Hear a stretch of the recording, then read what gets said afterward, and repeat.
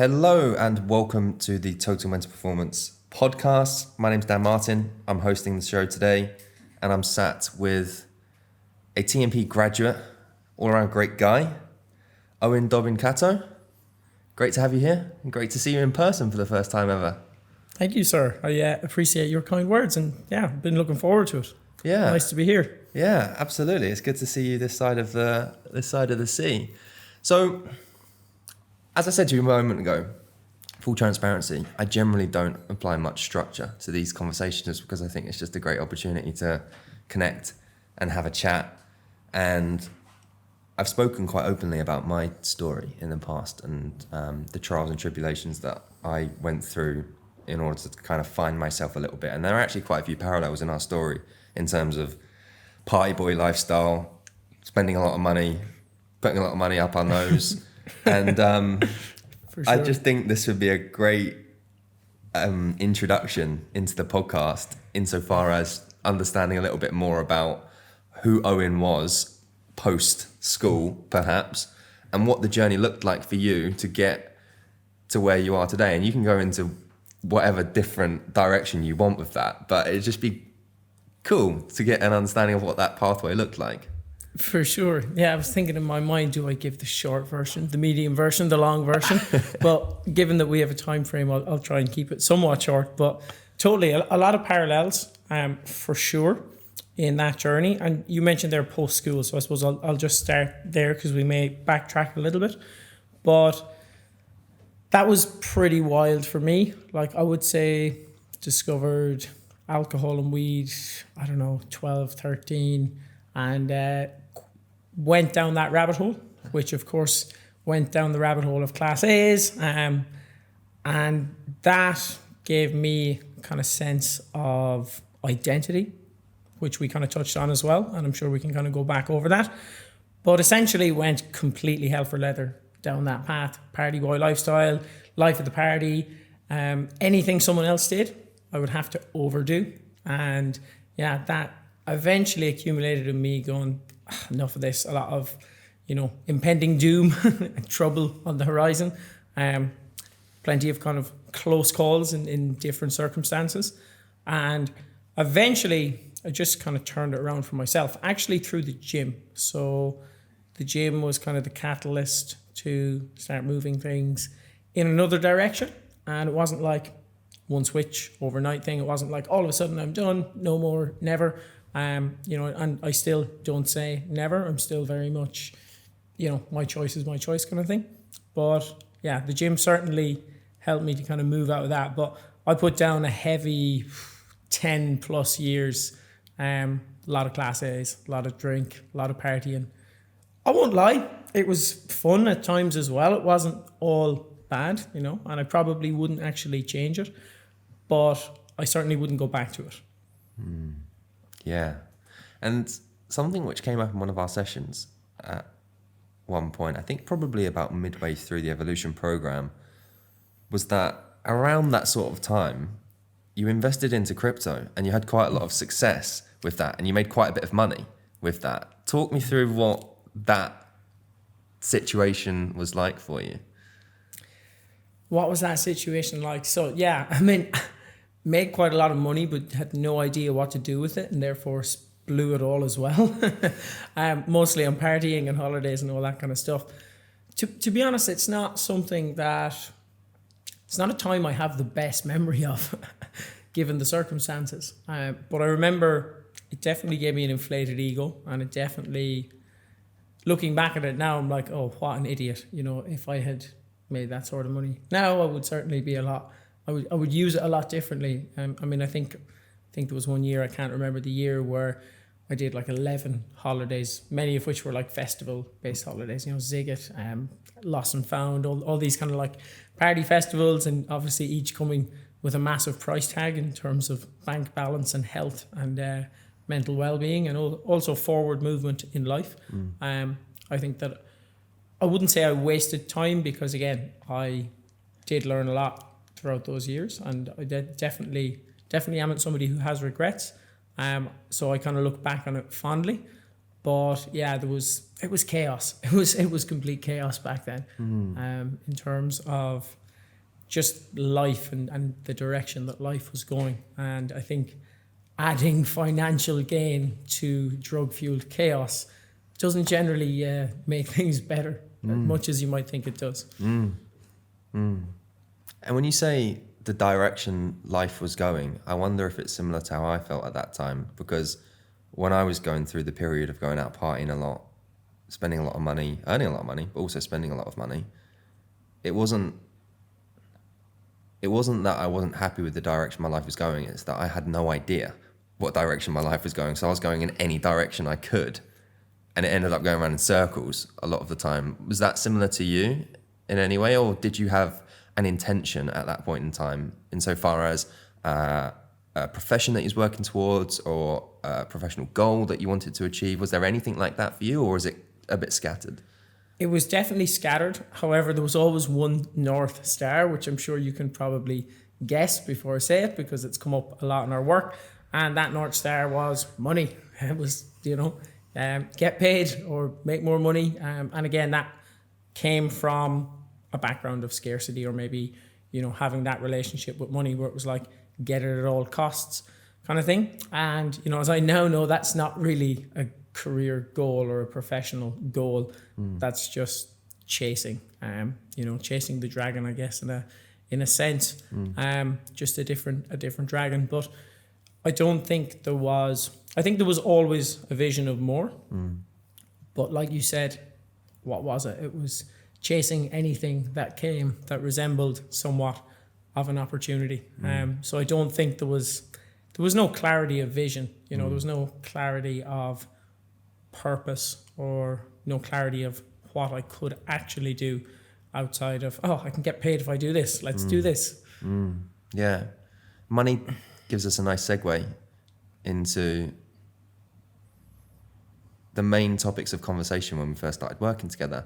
So take us back 5 months or so. If you could paint a picture of who Eoin was when you first applied to work with TMP, what would it look like?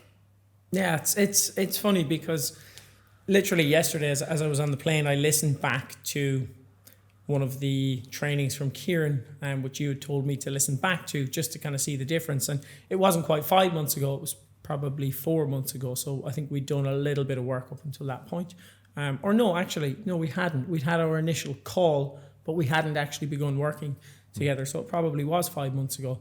And I think that life was chaotic.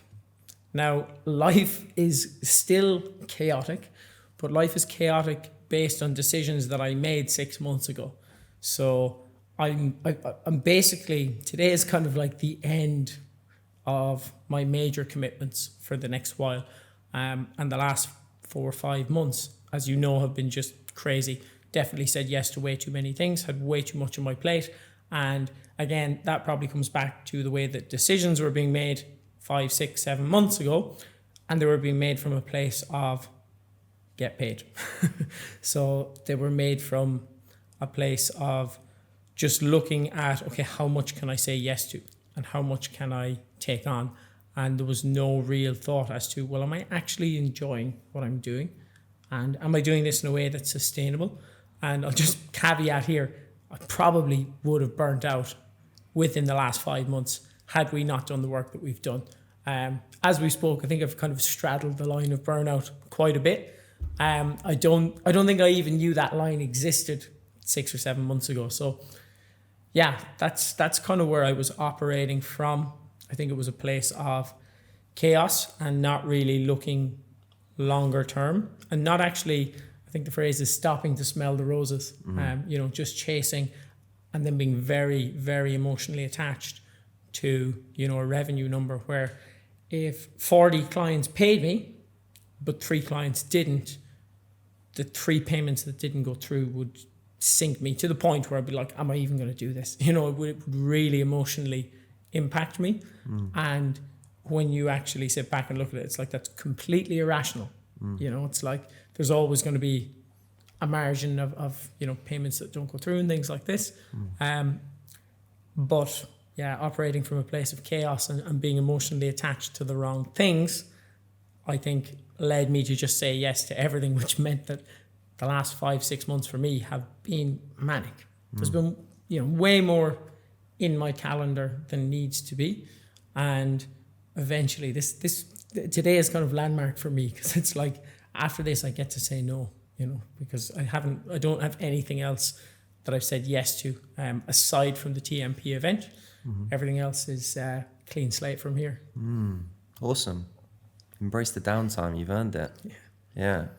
So, emotionally attached to money, what do you now realize was at the root of that? Definitely my upbringing. I think, working class background, work hard, money doesn't grow on trees, these kind of beliefs, which a lot of people have, I would say the majority of people have, actually, and they're quite damaging, and I think they reinforce the wrong things. So I think that's a big part of it, just environment and the vision or the beliefs around money, and the vision of, this is how money works. You have to break your back for 18 hours a day if you want to make money. And then also the fact that, money is this topic because it's scarce, because there isn't enough of it. And if you don't get it, you're not going to eat, essentially. Not to that level. That wasn't what I was thinking every day. I'm not going to eat. But I think subconsciously that was probably the way that I viewed it, or the lens through which I viewed it. And I think I spoke to you about this as well, where I found it very, very hard to look at meaning and purpose and everything else, because everything was through the lens of money first. It was, it's like those things were there, but it's like, but first I got to get paid, and then I'll worry about those things. Versus, I know for a fact in TMP, it's actually the other way around. It's who do we want to work with? What's the impact we want to have? What's the values that we have? And it's like, the money will come kind of thing. But again, I think that's difficult. It's easy in theory to say, okay, well, I'm going to do that. But I think then it's difficult to keep that in your mind. So I think a few other things, just in terms of when I was younger, when I was in school, I was generally not given expensive things. So I remember having a huge blowout and fight with my dad when I was, 11 or 12, over spending €60 on a Man United jersey with the number 7 Ronaldo on the back, which at the time I thought would make me the cool kid. But because of money, it wasn't an option. And then there was other things as well. I wouldn't have money for buying food, because my household would be, packed lunch, save money kind of household. So I think just growing up with that, and then having a lot of negative associations with not having money, not having, those shoes that used to light up when you ran with the little red light, too expensive. So I wouldn't have those. But I would have as I look back now, there were decent shoes from Clark's, a good pair of shoes, but a pair that would last you 4 years versus the flashy pair that would last you 1. So I think there was also a lot of negative associations with not having money, where didn't have the football shirt, didn't have the shoes, didn't have the packed lunch. I remember as a kid robbing €2 from my mum's change drawer to go and buy chocolate in the shop and all that kind of stuff. So I think just my whole life there was this scarcity of money is not around. It's hard to get. It's it's not something that's in abundance, which probably led to that lens of scarcity. Yeah. And as kids, we're very materialistic, not through any fault of our own, but that's all we've really got to kind of fit in with the tribe, right? And if we haven't got the same pair of cool shoes that everybody else has, then that at an unconscious level will likely make us feel like we're not as good as other people. And this speaks to the notion of another thing that we were working on quite heavily, which is validation, right? How could what you just described there in childhood be linked to validation? And I'm going to leave that there and let your mind go into whatever direction you want to go to there. Yeah, I think it's massively linked. I mean, as we've chatted about, it's so a lot of the things that came up for me was that when I was younger, I always wanted to be the cool kid, and potentially that was in part because of not having these cool materialistic things, which as a kid, that's all you care about. It's if somebody has something cool as a kid, the kid is then cool, right? I'm sure you remember somebody in your school who always had the latest Nike football runners or the latest like Nike gear bag or whatever. And they had a little bit of social status. Like they were a pretty cool kid. So I think if you don't have those things, you kind of sink down the childhood hierarchy. And then, you know, you're not feeling that you're good enough because, well, you're being kind of judged based on what you have or don't have. So I think then you go into kind of seeking validation from other people, and you might do that through things or through status. Because I know for me, for sure, you know, like a lot of the kids who had the fancy stuff when I was in school, and I wasn't even bullied in school, you know, like it was just like not necessarily bullied in school, but just when you don't have what the other kids have, you feel that you're not kind of enough anyway. You don't need to be bullied, you know. And I think then you're like, I'm gonna outdo them. And for me, like even up until recently, you know, I would still take pleasure in the fact that I'd been outdoing these kids, you know, who I hadn't seen in 20 years, which again, rationally doesn't make sense. But, you know, there was a lot of validation. I think for me, I was trying to always be the cool kid. So what did that look like? Well, when I was younger, the first time I actually kind of realized, I can be the cool kid was through fighting in school. And people who wronged me, I would hit them, and I'm just like, oh, okay, now people give me a little bit more respect. And now it's like, oh, we will kind of treat you slightly differently. So I kind of went too far down that path where that was like my avenue. And then it was like, you know, being the center of attention all the time. So it was like class clown, acting the maggot all the time, literally all the time. Obviously drink, drugs, partying, everything, you know, sex, like all of those things. It just, that kind of 10-year chunk, a lot of that was definitely self-validation. It was like validating myself through, you know, having more girlfriends than other people, or, you know, taking more ecstasy tablets than everybody else, or, you know, everything along those lines. Just more, trying to outdo everybody. So I think that validation definitely kind of came from that not being enough, which may in part have been due to the financial thing, or maybe just the materialistic thing of being a kid who didn't have all the fancy things, you know. And like, I don't blame my parents at all. I actually think they were dead right. By the way, I think it's just the way the world is. Like, I'm from a family of 4, and, you know, I think had I been spoiled and given everything, I think I'd be an entitled little shit now. So I think I'm kind of happy, you know, the way it worked out. But yeah, it's funny to look back on all these things and go, okay, that kind of makes sense. Which I'd never even considered before. But I think I knew, but I'd never actually thought about, or maybe never wanted to think about, you know. Yeah. I've had feedback from clients in the past which say, I feel like you're opening doors up to things that I knew were there, I just couldn't see them. It's almost like shining a flashlight. Or another metaphor which I'll use is, you remember paint by numbers that you used to do as a kid? You'd open a page and you'd just have a bunch of numbers on the page, and then you start to draw an outline. You go, oh, I can see that that's actually starting to make what appears to be an elephant.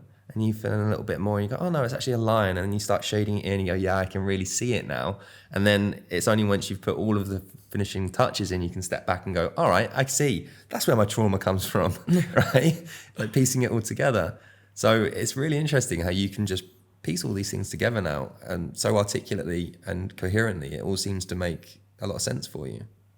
Totally. Yeah, totally. And I also think, actually, by the way, I was thinking about this on the way over, that I feel I am more articulate in the way that I speak since working with you guys, for sure. I think I've had to slow down and think about my words a little bit more, and actually think, well, am I just saying that, or is that a belief that I have, or is that actually what I think, or am I just, you know, repeating something I've heard? So I think that's definitely, being able to articulate things for yourself has definitely been something I've learned from the process too. That's great. And what do you think the reason for that is? What's allowed you to arrive at that moment of insight? I think just having to think things through versus throwing them out there. I think before I would just throw them out there and I wouldn't really question beliefs or things that I heard. Whereas now I think it's like your snow globe idea of like shaking the snow globe where everything right shakes up and you have to try and sift through everything. So I feel like the snow globe has been well and truly shaken up. And I think that's been shaken up from the core. So all of a sudden, I'm not as sure about a lot of things. Or I at least want to think more about those things before I throw them out there and be confident in them before I say them. So I think that is a big part. And I think just the practice of actually speaking with you on a continuous basis where it's not a rushed conversation, it's think about your answers. And I know at times, during the process, I had to go, give me a minute here, Dan, I'm not sure. And I had to really actually think something out in real time. And that has made me more articulate because I think that has made me start to think things out in real time. Yeah. Just in day-to-day life, or even with clients, actually, or with anyone who I'm having a somewhat, stimulating conversation with that's not just chit-chat. I don't mind taking my time and pausing and sitting back and going, hang on, is this what I want to say? Is this correct? Am I actually happy to stand behind this? And I'm less likely to throw out something that I don't truly believe. Yeah.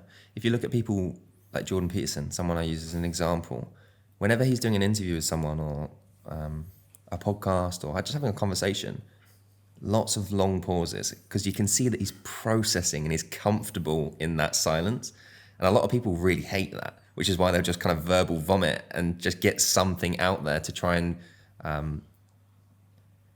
get away from that pause in between sentences. But having the self-assurance and confidence within your own knowledge and understanding to actually take that time to process is something that comes as a result of doing the emotional processing and clearing out the emotional container. Because if we've got stuff from our past which is unresolved, it's taken up space, right? So by doing the deep work like you have, you clear up the space so that there's a lot more bandwidth for you to just sit back and go, how can I actually respond to that and speak my truth authentically?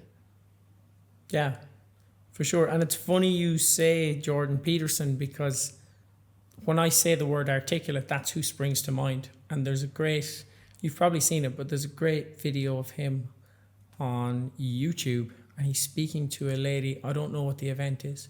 She's a somewhat older lady or, I can't remember what the event is, but there's multiple different questions. And I think one of the questions is, I'm paraphrasing, but along the lines of, why is it good to be dangerous and how should you be dangerous?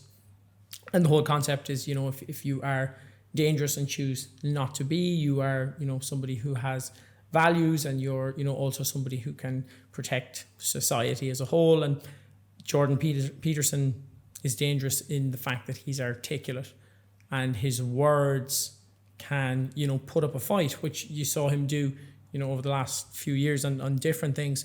But he said one of the ways to be more articulate is to just think about what comes out of your mouth, to actually pause and not, like you said, the verbal vomit, and to actually think things through and to be okay with going, I need a second. Is that right? And actually processing it. And I think it's definitely helped me a lot.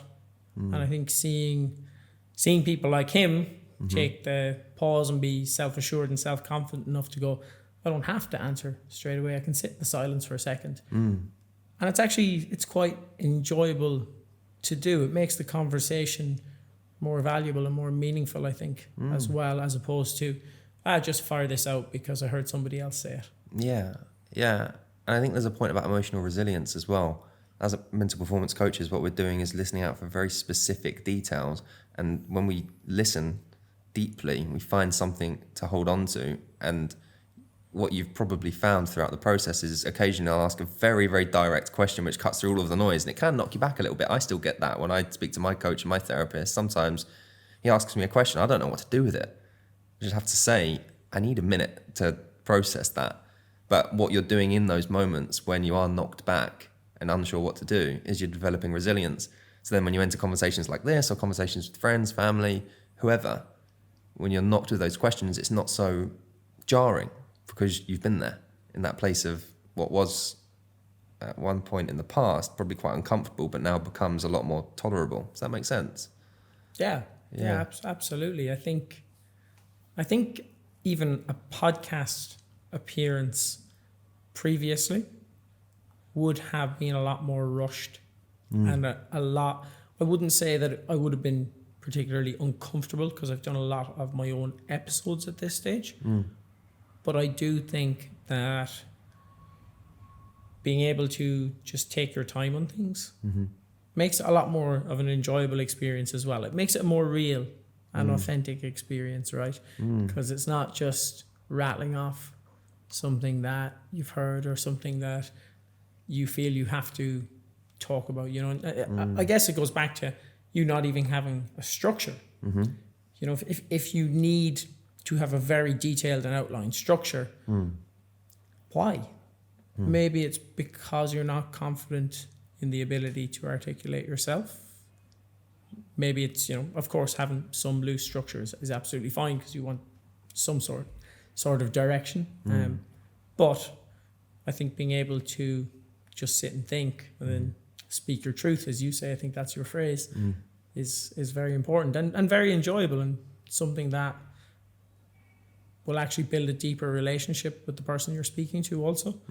So again, it goes outside of just our podcast. It's everything. It's who you speak to at home. It's your personal relationships, your family life, your friends, your clients, your colleagues, your world, essentially. Yeah. It speaks to authenticity. That's where my mind goes when we talk about this. And speaking of truth, becoming my catchphrase at this point. But it's being authentic. That's what that is.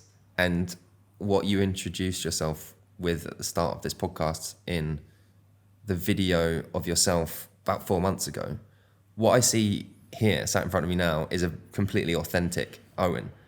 And that Eoin, which I saw back then, didn't seem authentic. At the time it did, because that's all I knew. I didn't have anything to reference it against. But right now the person sat here feels totally authentic, comfortable in their own skin. Would you agree with that? Absolutely, yeah. 5 months ago or 6 months ago, I would have told you, dude, I'm super authentic. Yeah. Because like that was the person I knew. So no more than you go, okay, I've just met Eoin, this is what I get when I meet him. This is authentically him. That was what that was me authentically, because I hadn't actually shone the light or held up the mirror to go, well, wait, actually, there's a lot more behind the curtain here. But right now I feel for sure I'm at my most authentic self. And I certainly don't have all the answers, by the way. I think in a sense, I actually now have less answers, but they're the right answers, you know. I think that, or they're maybe not even the right answers, but I'm asking the right questions now. So I'm going down the rabbit hole even further in different areas, whereas before I didn't even know there was a rabbit hole, you know, before, or maybe I did, but I had no interest in the rabbit hole. So I think that certainly now I feel more authentic and more confident or self-assured to actually speak about pretty much anything on, you know, camera or on podcast or to anyone, someone I just meet in the street. And one thing that I said to you, and this is maybe a tangent, but one of the most valuable things that I got early on in the process was just how speaking with yourself and being more authentic and asking myself deeper questions actually then translated into my relationships with some of my best friends, like friends, you know, who've been in my life through thick and thin for the last 16, 17 years, and who we've shared all the ups and the downs with, all the same, you know, crazy years. And within the last few months, we've had deeper conversations than ever before, even when things were, you know, way, way worse than hopefully they'll ever be again. So just to be able to open doors. And I think it came to me letting down my guard and going, oh, by the way, these are things that I'm working on. These are things that I'm struggling with. These are things I didn't even know about. These are insecurities. These are, ways that I seek validation. And my friends are, at the time I'm like, oh, what are my friends going to think of this? My friends are like, dude, I'm the same. How have we not spoken about this? And I appreciate you sharing it. And then it just became a lot more open. So I think being authentic with yourself then actually brings out the authenticity in the people around you, and it comes back to deeper relationships. So I think that's, maybe a tangent, but probably worth mentioning. It's relevant. It's definitely relevant. And authenticity also takes us to a big insight that you had on a call with Kieran around the difference between coaching delivery and coaching, the business of coaching, because they're two different elements, and most people will fall into one camp or the other. And you are somebody who, I genuinely believe that there's a 7-figure entrepreneur in you because you love the business of coaching. But there was conflict at points of the process, wasn't there? There was a bit of misalignment within you. But if you could speak to that, what was the insight that you gained there? So I used to feel guilty for not being just over the moon. I want to coach as many people as possible. I want to spend all my day coaching. Like, for me, the piece that really is my deep work or my exciting work is the business. And of course, getting clients incredible results is a huge part of that business, but it's not the only part. There's many different parts. And I think it's the building of something that I really, really enjoy. And even maybe this is me being biased and remembering specific parts of my childhood, but I don't care if it is, I'm going to do it anyway. When I was younger, I used to love building things, right? So Lego, and I think you probably remember those. I can't remember what they were called, but at Christmas you'd get them. They were like a little race car that would go around the track. And Scale electric. Yeah, those things. I always used to love building those things, and I used to love building all sorts of different little projects. Even with my granddad was like big into that kind of stuff, and he used to always do it with me as a kid. And I used to love building stuff, and I used to love Monopoly, funnily enough, right? So I think there was always a little bit of entrepreneurial spirit there somewhere. But I also love working with people and connecting with people and speaking to people. But I think before, I thought that maybe in my head, and again, maybe this comes back to this belief that the scarcity around money, the working class belief that maybe money is evil and, money is not good, and people who have a lot of money are bad people, and all these kind of like subconscious beliefs, and almost maybe a bit of guilt about the fact that I wanted to make money, that I should be ashamed of the fact that I wanted to make a lot of money. And I think that just on the call with Kieran, that insight was like, it's okay to want that. It's okay to be super excited about building a business. It doesn't have to be, I can't wait to do meal plans, 24/7. And of course that's a part of it. But the funny thing was when I embraced that, it made everything else so much more enjoyable, because it was all part and parcel versus I can only be the coach and my identity is the coach, and I have to prioritize coaching versus I can be the business owner. I can coach as part of the overall vision of the business and actually enjoy both elements versus feeling guilty about one element, which then made me not enjoy the other element. Does that make sense? It does. So what difference has that made to the day-to-day operation of Eoin? It's definitely made the process more enjoyable. Now, like I said earlier in the podcast, because of decisions I made back in January of this year, life has been completely chaotic and manic all summer, even while working with yourself, because I said yes to things months in advance. So my day-to-day, as of late, has still been a little bit all over the shop. But again, that's really only because I've put myself in that position. But I do think that realization has made it much easier to manage, and it's made it much easier to connect with clients as well.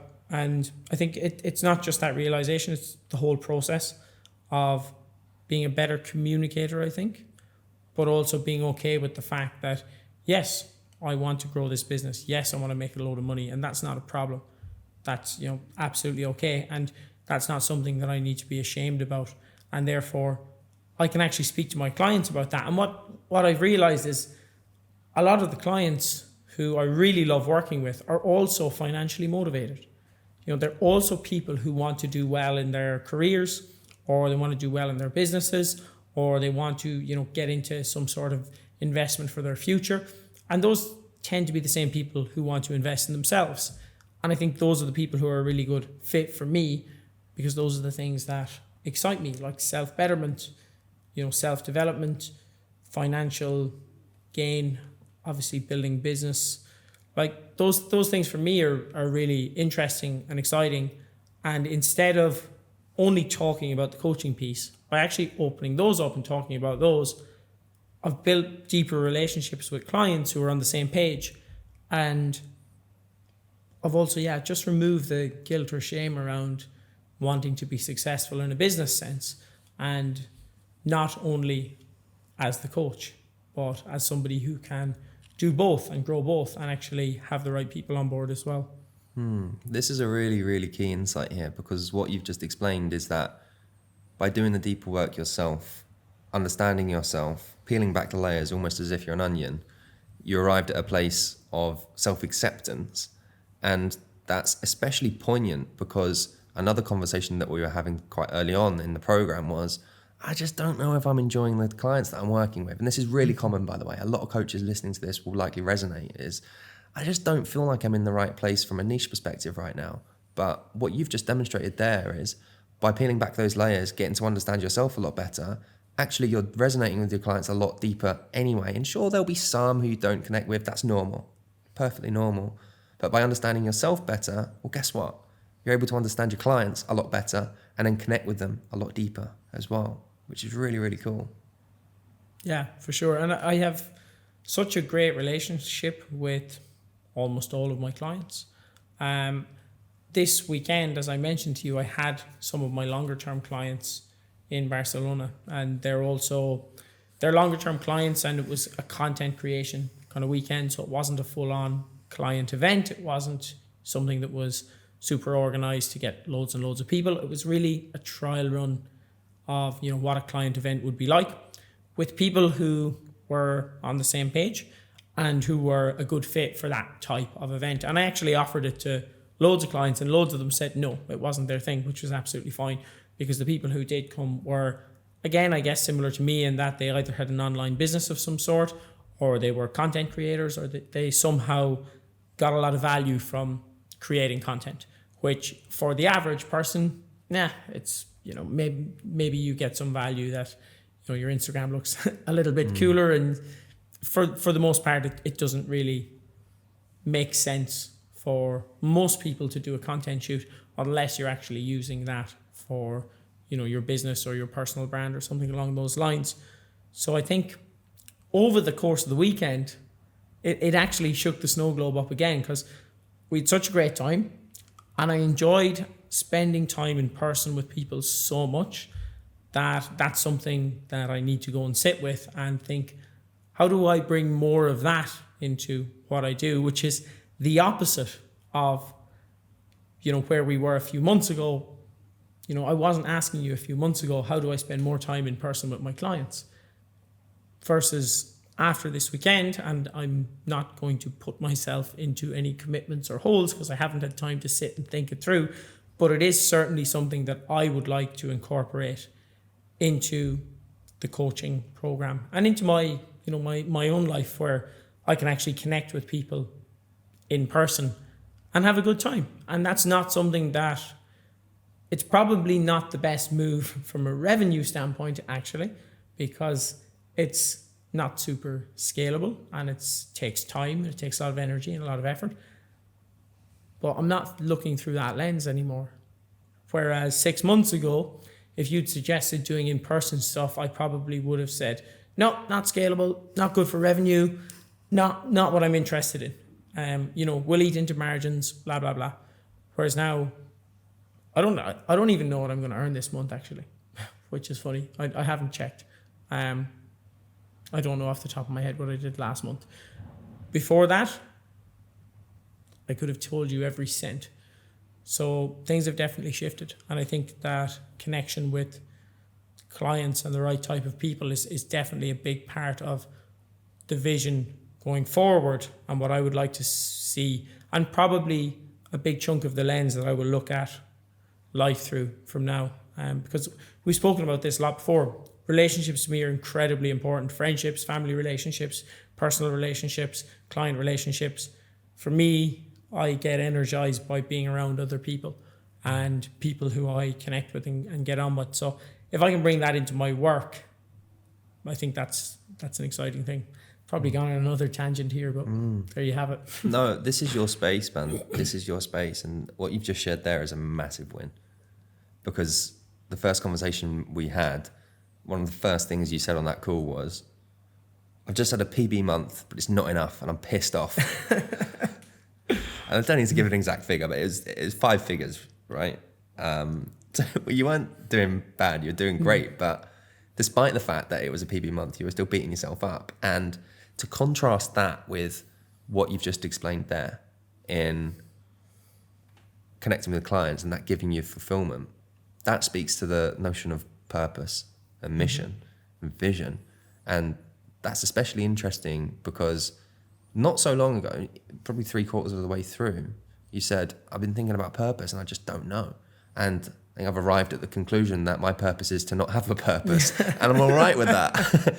But what you're demonstrating here is that it's unfolding. It's all becoming clear now. And purpose isn't necessarily something which we land on, definitely, and go, yeah, this is it. Sometimes we have to just be receptive to new ideas and motives. And then lo and behold, we receive these downloads from universe and go, yeah, this is right. I'm gonna go with this. And then over time it compounds and we build this elusive existential purpose that we all seem to be chasing, but it's falling into place for you by the sounds of things. What do you think? Totally. And it's funny because I just gave up on it. I was like, I am not going to waste any more of my time and energy trying to figure out my purpose, because it was something that was just causing me more grief and it was frustrating me. And then I felt like, again, it came back to that kind of guilt and shame.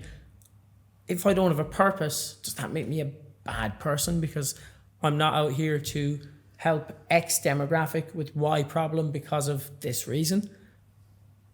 But again, every time I came up with something, it was just coming up with it because it was for the sake of it, or I had to have a purpose, right? And I just eventually gave in, and my purpose was to not have a purpose. And my purpose was to just do my thing and enjoy the process and not get stressed out about silly things like purpose. So that I just made that decision, and it lifted a huge weight off my shoulders.